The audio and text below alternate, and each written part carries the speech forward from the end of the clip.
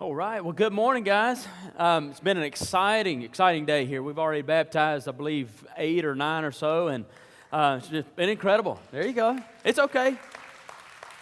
We're not that stuffy that we can't clap, you know what I'm saying, and celebrate what God's doing here. But just excited to be here, and we're going to be starting a new series today that sort of a summer series for us, even though we're starting a little ahead of summer. Stretching it out a little longer because we know how people travel during the summer, and you go on vacation, and if our series were as short as normal, 4 weeks or so, that you might catch one of the messages out of a 4-week series, and you feel like you've sort of missed out on everything. So during the summer, we like to stretch things out a little bit longer so that, if you have to leave and you come back, you still feel like you're a part of everything and you didn't miss all that much. And, we'll be posting those up on our YouTube channel as well, so you can be watching that online if you happen to miss one of the weeks. But another reason why I like to, go a bit longer with our series in the summer is because I want to do, by the book studies or maybe a character study of someone in the Bible, and it takes us a little longer to do things like that. And with this particular series that we're kicking off today, we're going to spend 8 weeks talking about 2 of the most prominent prophets in all of the Bible. And they have very similar names, and people often get them confused with one another. One's named Elijah, and the other Elisha. Elijah is the mentor, and Elisha is the protege. So sometimes they get those mixed up, flip-flopped, and confused with, well, who came first and who was second and who did what and that kind of thing. The easiest way to remember and keep those separated in your head is, everybody learned their alphabet, right? Like you could recite that if we had a pop quiz today. All right, Elijah came first, and J always comes before S in the alphabet, right? So Elijah, Elisha, you keep those separated. Elijah first, Elisha second. So we're going to spend about 4 weeks on the man Elijah and 4 weeks on Elisha. And so to do that, we need to turn to 1 Kings chapter 17. So if you brought your Bible, your tablet, your phone, whatever it is that you would like to use, then go ahead and break that out and find 1 Kings chapter 17. If you don't happen to have any of those, it'll be up here on the screen. But while you find your way and make your way to that Old Testament book, let me give you a little bit of background and sort of context and history. Elijah lived and ministered around 870 to 845 BC, so it's a long time ago, and 800 or more years before the birth of Jesus. And this was somewhat of a tumultuous time in the nation of Israel. It was during a time that they described as the divided kingdom. So they had some civil unrest and some disagreements, and part of the kingdom, part of the nation broke off, and they're referred to as the southern kingdom, and usually went by the name Judah. And then you had the northern kingdom that typically went by the name Israel. And during this divided time, prophets would rise up and usually would focus on one or the other of the 2 kingdoms. Elijah was one of those prophets. He rose up and he focused on the northern kingdom. He was a northern kingdom prophet to Israel. And this was a dark time in Israel's history. They have, at this moment in history, experienced 19 consecutive evil kings. That is a time that spans about 200 years of their history. Sort of to put that in context and think about it a little bit, most of us have lived under the governing authority of various presidents, depending on how old or young you are. Maybe you've experienced 1 or 2 presidents, maybe 3 or 4 or more. But at most, all we have to complain about is maybe a particular position, policy. Maybe we don't like the party that they run with and that kind of thing. Of course, we all complain about the taxes. But, that's about as bad as it gets. Maybe we complain about a particular president or leader's ineffectiveness. Well, this is a totally different situation. This is not just a series of ineffective leaders. This is 19 consecutive greedy, evil, murderous, and oppressive kings. And during the time of Elijah was reigning one of the most notorious kings of all of Israel's history, king by the name of Ahab. And the Bible says that Ahab did more evil in the sight of God than any of the other kings who were before him. You add to that Ahab had an evil and notorious wife, and you probably know her name. If you've never even read the Bible, you've heard it. Her name was Jezebel. That ring a bell? Jezebel and Ahab, ruling and reigning in Israel, and they did most of what all the evil kings had done, but took it to another level. These evil kings would rise to power. They would lead and stray the people away from faithfulness to God and into the worship of false gods and idols. Usually idols by the name of Baal and Asherah are two of the most common ones that you see throughout the Old Testament. And in the worship of these false gods, the people would commit grotesque acts of sexuality in the temple as a form of worship to their gods. They would even at times go to the extreme of sacrificing their own children. And at this point in their history, it was a dark time to live. It was an even darker time to live for God. But at this point, God had had enough. He was fed up. And so what does God do to combat and to call out the evilness of His people? Does He raise up an army? Does He raise up a militia? Does He bring in an invading outside force? No, He doesn't do any of that. He raises up one person. One man. Which when you really think about it, that's something that God does quite often. Maybe He's doing that right now in your life. You sort of feel a tug in your heart that God might be calling you to take a stand for what's right. And maybe you feel like you're the only one around who feels this way and who sees the truth. Maybe you're one student, a middle or high school student, among hundreds, who is feeling that call and that tug to take a stand for sexual purity. Maybe you're a business leader, a business owner. Maybe you're a manager, a supervisor. And you feel like God has impressed upon you. It's time for you to take your stand for integrity and business ethics. Like I said, we're running into a presidential election cycle here in our country. And all of us as followers of Jesus need to be right now praying, God, would you raise up one person? Maybe it's one man, one woman, who's going to run for the office of president that will take a stand for truth, that will take a stand for justice. So God calls and raises up one individual to make a big difference, and He often does that. In this case, it's Elijah. Elijah will learn that he's really not that much different than us, but God does great things through him. His name itself speaks volumes. The name Elijah is a combination of several Hebrew words. El, E-L, which means Elohim or God. I, which is a personal pronoun for my or mine. And then Jah stands for Jehovah. And so Elijah's literal name means, my God is Jehovah. And when he comes on the scene, we see him aggressively begin to combat idolatry. And he walks right into the presence of the king, and just by his name alone, makes a big and bold statement.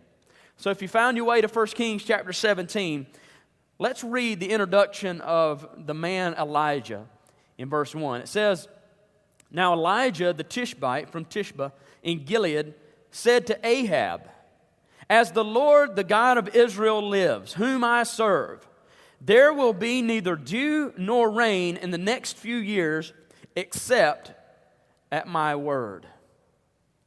So there we have it, the great announcement of the bold and courageous prophet.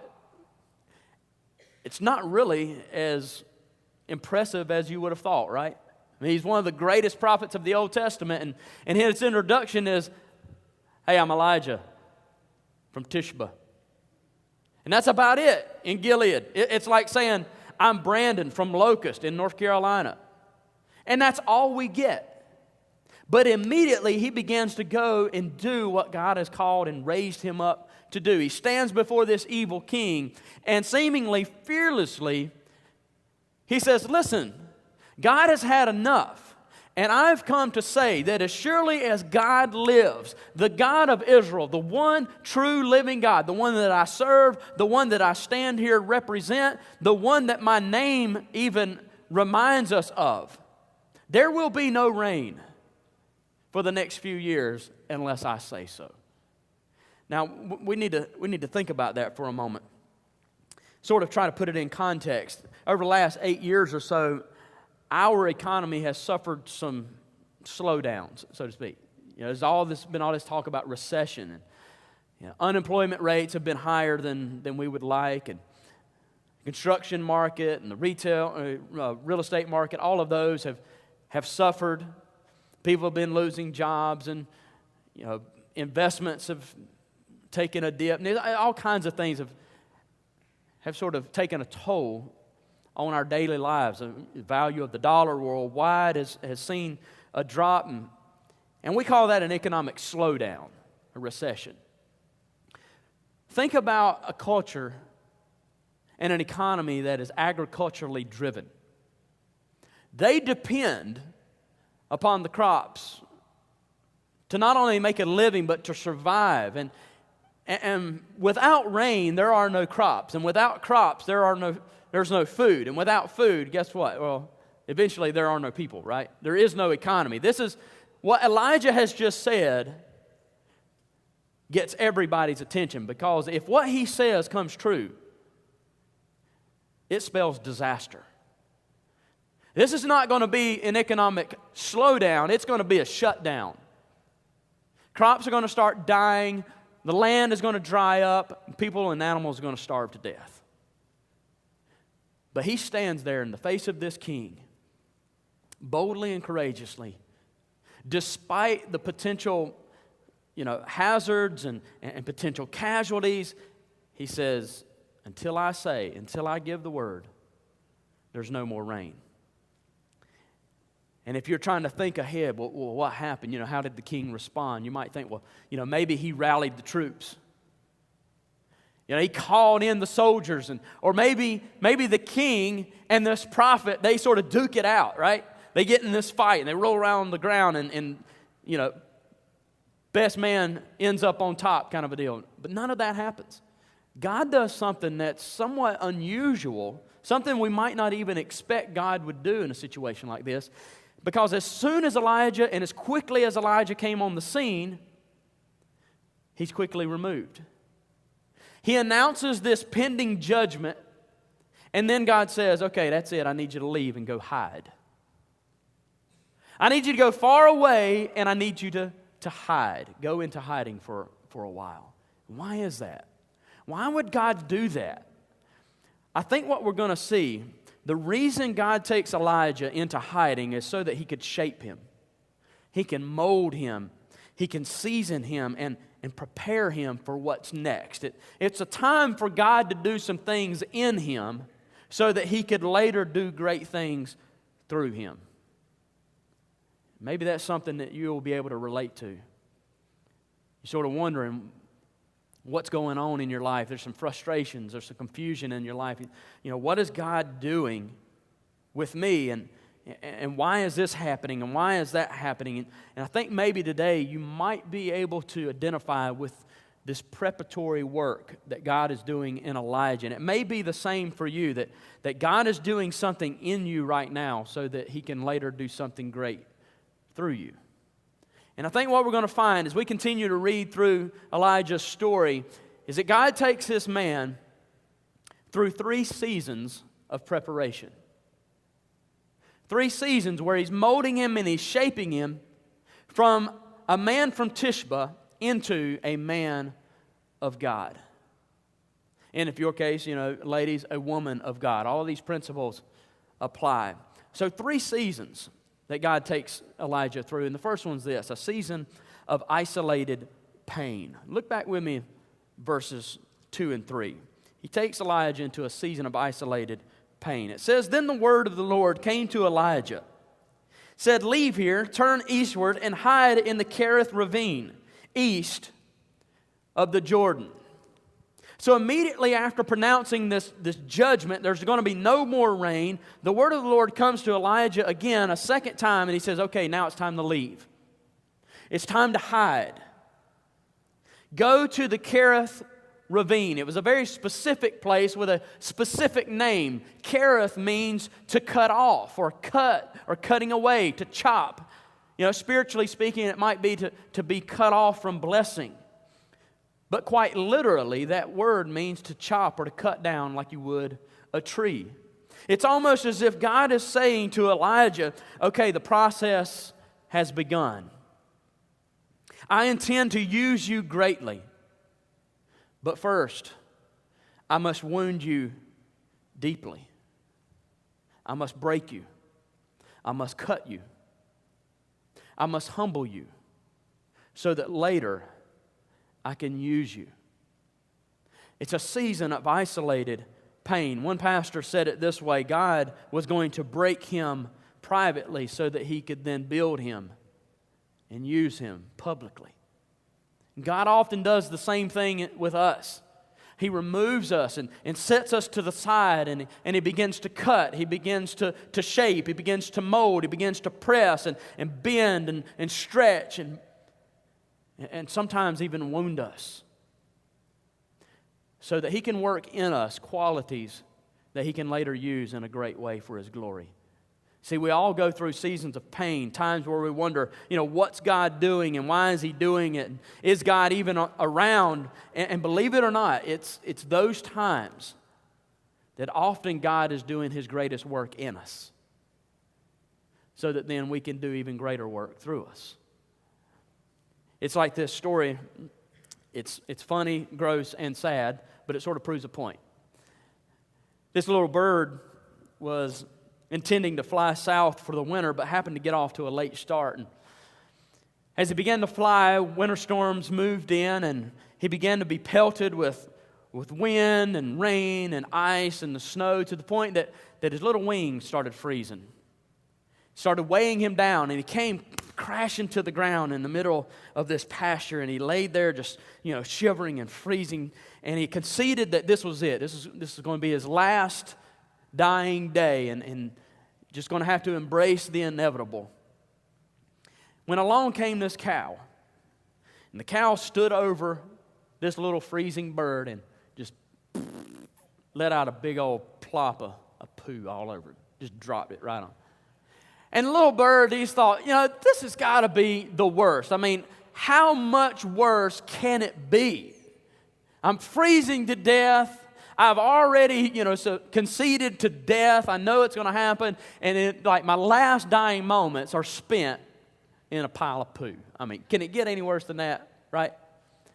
But sort of as he's contemplating and complaining, he finds that, wow, it stinks, but it's warm.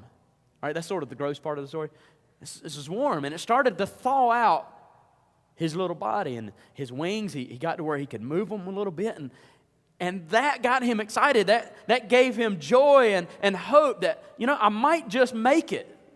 I may just be able to get to my destination. And his excitement and his joy were so overwhelming that he began to chirp with hope. He's chirping. He just can't believe what's happened. Well, the chirping got the attention of a nearby cat who came, dug him out, killed him and ate him. That happens to be the sad part. Here's the lesson. There's several of them. One, everybody that poops on you is not your enemy. Everyone who digged you out is not your friend. And the third one's sort of like a bonus. If you ever find yourself covered in poo, keep your mouth shut. Right? It's just not going to turn out good for you. But we get to feeling that way sometimes, don't we? It's like, I feel like the whole world has just dumped on me. In Elijah's way of saying it, a more spiritual and biblical way, I feel like I'm in the Kerith ravine. Like God is cutting on me. God is breaking me. God is humbling me. God is intentionally allowing pain to come into my life. And it's sort of confusing for us. Sometimes it's frustrating. But we need to realize that it's in those painful times, those lonely places, where God does some of His greatest work in us. Because it might be in that painful and lonely place where God works in us a quality, a characteristic, or God teaches us a lesson that He could not have taught us any other way. He must take us to a place of isolated pain. Because when it's all said and done, when it's all over, what God's going to do as a result of it is greater than anything we imagined possible. We're going to see that in Elijah's life, the man from Tishba. The second phase and season that God takes Elijah through is a season of total dependence. It's a season in his life where Elijah has nothing and no one to depend on except God and God alone. We find that in verses 4 through 6. It says, God is speaking here, and He says, "You will drink the brook. You will drink from the brook, and I have ordered the ravens to feed you there." So he did what the Lord had told him. He went to the Kerith ravine east of the Jordan, and he stayed there. And the ravens brought him bread and meat in the morning, and bread and meat in the evening, and he drank from the brook.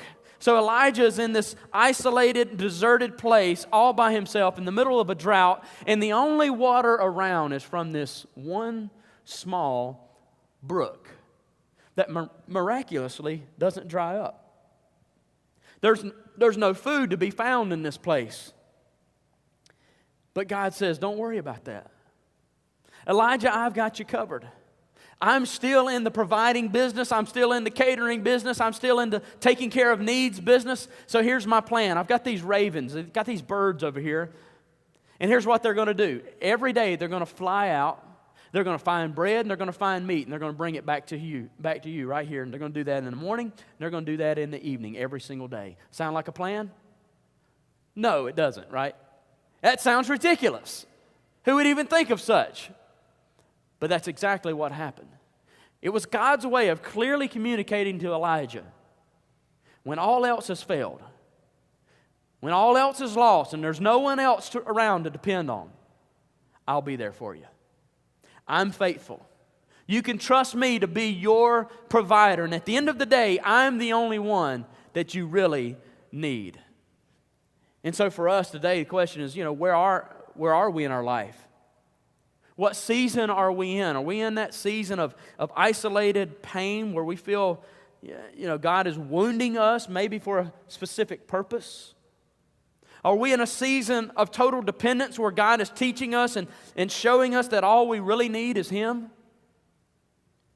That all we can truly depend on is Him? Perhaps here lately there's been something in your life, something that you trusted, something in which you found security, but now it's gone. That job, you lost it. Your health, your strength, and it's now fading. Your financial security, but it's been taking a hit lately. There's a relationship or a marriage, and it seems to be falling apart. But we're having to learn right now that God, the giver of life and the giver of good things, is teaching us that all we really need is Him.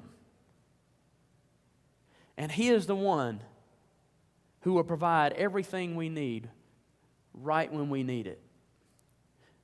It's like a story of a single mom that I read here recently. She and her children lived in an apartment building and walls were real thin, but every day she had to pray, and she did this out loud. She prayed, God, I trust you, I love you, I know you're the provider, and God, we're on hard times, and we really need you to come through. We need groceries, we need money, we need this and that. If you don't come through for us, if you don't provide for us, then we're going to do without, and it's going to be bad. And she just out loud every day just prayed and petitioned God for her needs. Well, next door, there lived a guy who claimed to be an atheist, and every day he heard this woman praying out loud, asking God to, provide for her needs. And, it totally frustrated him, and it rubbed him the wrong way, and he was constantly constantly badgering her, ridiculing her about her faith and belief in God. And he would say, how dare you believe in something so silly? You're such a fool to believe that there's a God and that your praying does any good whatsoever. There's no one listening to you, so why do you even waste your time? And just on and on and on he would go, but she continued to pray every day, trusting God to meet her needs. Well, one day she was praying, and again, the guy next door, he could hear her, and he had had enough. He was so frustrated. He went, while she was praying, down to the grocery store, bought a few bags of groceries, came back, sat it in front of her door, knocked on the door, ran around the corner just to see what would happen. And so she's praying, she hears the knock, she goes to the door, opens it, and there sits this 2 bag of groceries full. Stuff in there that, her and her kids would buy if they had gone and gotten it themselves. Stuff that they eat, like they actually like. And she begins to praise God. God, thank you so much. You provided exactly what we need when we need it. God, you're so awesome. We worship you. We praise you. And about that moment, the guy jumps out from around the corner. And he's like, see there, I got you. There's no God. I mean, you're praising and praying. God's provided this and God's provided that. But God didn't provide this. I went down to the grocery store. I paid for it with my money. I brought it back here, sat it, knocked on the door, ran around the corner just to show you that there's no God. Well, all that did was excite her even more. She began to praise God even louder. God, thank you that you provided my every need and needs of my family, and you made the devil pay the bill. See what I'm saying? She knew that God was her provider. No matter how it came, no matter what conduit, God was the one who provided her every need. She was in a place of total dependence, just like Elijah. Maybe just like you today, you're in a place of total dependence. And God is saying, you can trust me. No matter what you need, I will deliver. Now, I want you to notice this about the story. God says, every day, these birds are going to go out. They're going to bring meat and they're going to bring bread to you every morning and every evening. But how much are they going to bring? Is the question, right? How much? A week's worth? A month's worth? No. They were going to bring enough for that day. They were going to bring them enough, pretty much for that meal, in the morning and in the evening. God was going to provide enough for that day. And see, that might be a lesson that some of us need to learn right now in total dependence, that often God will provide not in abundance, not in excess, but just enough. Just enough for the need. Sometimes the blessings aren't overflowing and overwhelming. Sometimes they're just enough at just the right time. God is saying to Elijah, and He's saying to us, that I may not bring more than you need, but I'll always bring exactly what you need and when you need it. So what is God doing here? He's molding, He's shaping a man. What is He doing with you? He's molding, He's shaping a man, He's shaping a woman into a man or woman of God, someone He can use. But to do that, He has to take you through a season of isolated pain and total dependence, where the only one you rely on is Him. And then thirdly, we see in Elijah's story, God takes him through a season of unconditional obedience. Unconditional obedience. In verses 7 through 9, from Elijah's perspective, things begin to take somewhat of a downhill turn. If they weren't bad enough, they seem to get a little worse. And it probably aids to the confusion. And Elijah may begin to ask questions that some of us are accustomed to asking. God, what are you doing? Why are things getting worse? I thought you said do this or go here, and now it seems that you're telling me to do something different. Look with me in verse 7. It says, sometime later, again, this could have been months, could have been even a year or more, because we know that this drought lasted like 3.5 years. It says, sometime later the brook dried up because there had been no rain in the land. Then the word of the Lord came to him, go at once to Zarephath of Sidon and stay there. I have commanded a widow in that place to supply you with food. So it's been quite some time for Elijah in this lonely and unpleasant, painful place. But he knows that's where God said to go. This is what God said to do at this moment in my life. And the ravens have been feeding him every single day, and he's been drinking from this brook that somehow miraculously never dried up. But now, all of a sudden, everything that he's been depending on begins to dry up. The brook slows to a trickle until one day there's no water to be found. One evening the ravens came and they brought the meat and they brought the bread. They flew off, and the next morning they didn't come back. And can you imagine the prophet thinking, God, what are you doing?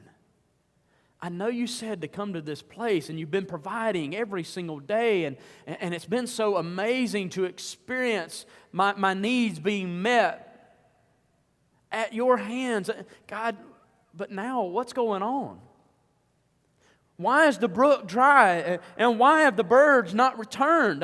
Have I missed something? Have I done something wrong? Is there something that I don't understand? And wow, we know how that feels. Sort of you land that job and everything's going great. You're making more money than you ever made before, and then all of a sudden, nothing. Layoffs, slowdowns. Maybe you've been saving up for years, and you're looking forward to retirement, and you got that nest egg, but over the last few years it's dwindled and dwindled and dwindled. Now it's just a nest. Your 401k looks like a 201k, and it's not going in the right direction. Things begin to dry up. Maybe God's teaching us what He is teaching Elijah. That the same God who provides the brook and the ravens is the same God who can take them away. Why? Why would He do something like that? I believe He does it to give us the courage to get up and move on. You see, if He kept providing in that place, even though it's not the best, we would simply just stay there. But you see, God has a greater plan. There's somewhere else, something else that He wants us to do, somewhere He wants us to go. We don't have time to read this whole chapter, but after the Kerith Ravine experience, we see that Elijah is needed some 100 miles away because there's this widow in Zarephath. And her son only have enough flour and enough oil to make one last meal. They plan to eat that meal and then die. And she's praying and she's believing that somehow, some way, a man of God is going to come speak the word of God and do the work of God. But for that to happen, the brook has to dry up. The ravens have to fly away. And this man from Tishba has to have the courage to get up and move on. What is so spectacular about Elijah's story is because of this isolated pain and in this season of total dependence, God has molded and shaping him into a man of absolute and total surrender and obedience. And He does some very painful things to him and in him. Because when he reaches this widow in Zarephath, He's going to do some great things through him. Elijah gets the courage to get up and to move on. To go from where God has him to where He wants him and needs him to be. And he meets this widow and he says to her, I know you only have a little oil and a little flour. but I need you to make some bread for me, then for yourself. Reluctantly, this widow, she doesn't know what's going on, but reluctantly she does as the prophet said. And she bakes him a cake of bread, and he eats.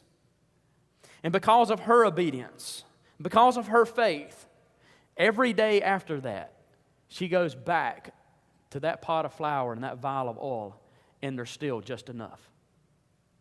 She uses it, and the next day, there's still just enough. And it happens over and over and over. But one day, tragically, her son dies. And she's distraught. She doesn't know what's happening. Her mind is she's just lost. She's in a nervous wreck. She goes to Elijah. You got to do something. You got to help. You're the only one. And Elijah scoops up this little boy and takes him upstairs and lays him on a bed. And I believe because of what he's experienced in the Kerith Ravine, he knows that the only one that can do anything here in this situation is God. And he lays this boy's dead body on the bed. And strange as it may sound, Elijah lays down on top of him. Face to face, nose to nose, hand to hand, foot to foot. He lays down on top of this little boy. And he begins to pray, God, I've seen you do some miraculous things. God, I've seen you feed me for months, maybe even years, with birds. And there was that brook that never dried in the middle of a drought. This widow's oil and her flour have never run out. God, I know you can. We're dependent upon you. And all of a sudden, this little boy comes to life. It's the first time the dead's been raised in the entire Bible. First time we ever seen something of that magnitude. You see, God had to take a man from Tishba to a lonely and painful place and break him, wound him deeply, so that later he could use him greatly to raise the dead. Here's what's amazing about Elijah's story and this whole process that God took him through.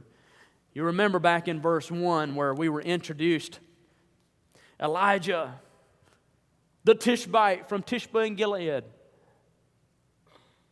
It's like, ooh, that's impressive. We don't know that much about him. And what we do is not all that great. But in verse 24, after all the pain, after all the lessons and the seasoning, look at what is said about Elijah now. Verse 24, it says, the woman said to Elijah, now I know that you are a man of God. See, something happened. Something happened to this man from Tishba. And now he's called the man of God. And I know that the word of the Lord from your mouth is the truth. You see, often because of the pain that's in the moment, it's hard for us. It's difficult for us to see what's going on. What's God doing? What's His plan and purpose in all of this? And I don't understand. I can't wrap my mind around it. But just like Elijah, sometimes God uses horrible and hurtful moments in life to shape and mold us into the men and women He intends to use greatly. And I believe that maybe you're here today thinking, is that what God is doing in my life? Is that why I've been spending and experiencing so much pain? I believe it is. I believe God intends to use you greatly. We'll see next week that Elijah now has the boldness and the courage and the faith to face off with 850 false prophets of Baal. It's an incredible story. But that couldn't have happened if he wouldn't have been and wouldn't have gone through a season of pain, dependence, and obedience.